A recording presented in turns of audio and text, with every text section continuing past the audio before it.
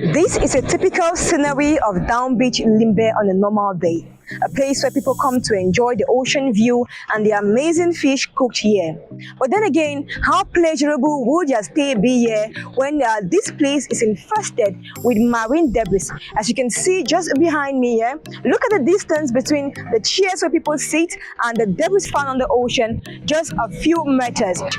A picture like this, a scenery like this, is one of those push factors that should encourage us to take the fight against marine debris pollution seriously.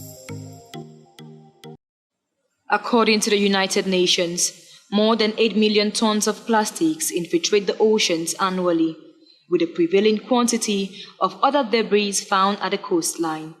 A problem hoped to be eradicated by 2025 as indicated by Article 1 of UN Sustainable Development Goal 14. However, how feasible is this when poor waste management still haunts most countries, especially in Africa? We have a particular problem in Cameroon and in Africa as a whole because it is very difficult for us to manage solid waste in general. We generally collect and dump. We have to see that in Cameroon in general, we have a problem of waste management. Environmental experts opine that there is a profound relationship between waste management and marine debris pollution. Poor waste management can lead to marine debris and plastic pollution because for the marine debris, it does not just appear inside the water. It's either we deposit in our environment, then rain falls, it washes it through the gutters and other channels and it carries it to the water, or people that live along coastal communities, they deposit the waste along the coastline for the water to carry it away so that they should be in a clean environment. But they don't realize that the waste is brought back after some time, and waste from other areas are brought back after some time to them.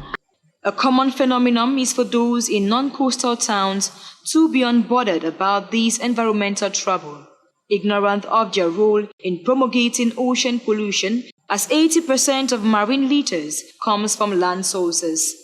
It has a direct link because non-coastal areas like Boya, they can still cause pollution in coastal areas like Limbe. For instance, we see gutters everywhere. There is Ndongo. We don't know where Ndongo ends, and we know that majority of the earth is more of water than land. We don't know the channels that Ndongo passes through. So by the time we deposit our trash here, now there are some people that are ignorant to the fact that they even deposit in the gutters. A serious rain can now fall today. It washes the trash now and takes it to the rivers and streams.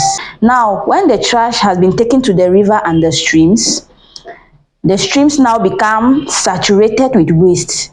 So after some time now, maybe reasonable people around can do a cleanup. They still push it to another area, which that circle, the channel, through fluvial processes like erosion, the water now acts as transportation medium, which is deposited now to the ocean, which is a vast medium which cannot suffer from other traffics since it is broad. So that is the link between coastal and non-coastal areas. If we don't take care of our non-coastal areas, we cannot take care of the coastal areas, because no matter how we pick the dirt there and the trash, if we don't limit it here, it will still be affected there because the trash will still reach those areas. What mechanisms then can be utilized to counter waste management vis-a-vis marine debris pollution?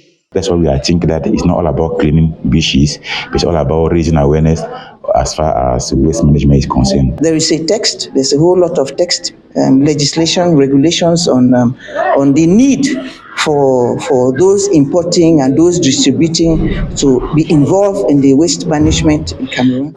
About three months ago, we saw a classroom which was built out of waste plastic. In India, roads are being constructed using waste plastic. And for an economically challenged country such as ours, constructing roads using waste material will save a lot. Now, for the level of recycling, we can look for recycling firms and know the kind of plastics that they deal with, so that at the level of collection, they just take the particular quality and deposit it to them, so that it will reduce the level of pollution. Efforts as these requires a joint force with every country adopting and maximizing the necessary policies. because poor waste management in the country can affect another coastal country. Longshore drifts transport plastics from different countries, from different towns, and bring them to our coasts.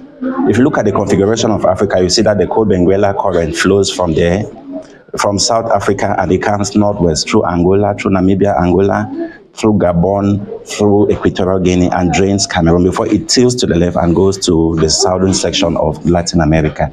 So some of the waste don't actually come from Cameroon. The ocean contributes to 5% of global GDP, hence needs to be protected.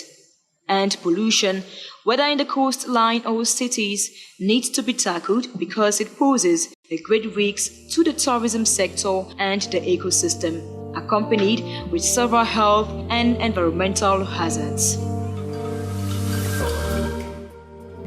Marine debris pollution is a cankerworm eating deep into our society that we need to fight it deep to protect our tourism sector, protect our health and the environment at large. I trust that with you and I taking the fight, taking the bold step at the individual level, then surely we can be able to combat marine debris pollution to some extent.